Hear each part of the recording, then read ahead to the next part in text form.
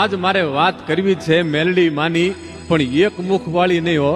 હા હા હા હા, મેલડીના તમે એક મુખ જોયા છે, માં ચામુંડાના બે મુખ જોયા છે, પણ આમ જો આ મેલડી તો બે મુખ વાળી મેલડી, મુંગલપુર વાળી મેલડી હો.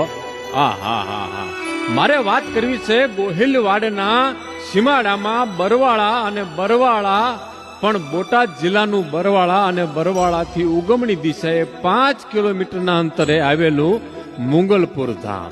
હા હા, ત્યાં બેઠી છો ભગવતી મેલડી. હા, એ મુંગલપુરની બે મુખવાળી મેલડીની વાત કરવી છે. એવી ધાગ ધાગા મેલડીઓ કે સંકલ્પ કરો અને સિદ્ધ કરે ઈ માં મેલડીઓ. યુટ્યુબના માધ્યમથી લોકોએ યુટ્યુબમાં આ મેલડીની વાતો સાંભળી અને માનતાઓ કર્યું. 20 વર્ષે 25 વર્ષે આ મેલડીએ દીકરા દીધા છે.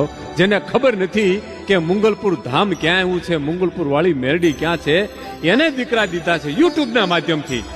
આ ઈ માં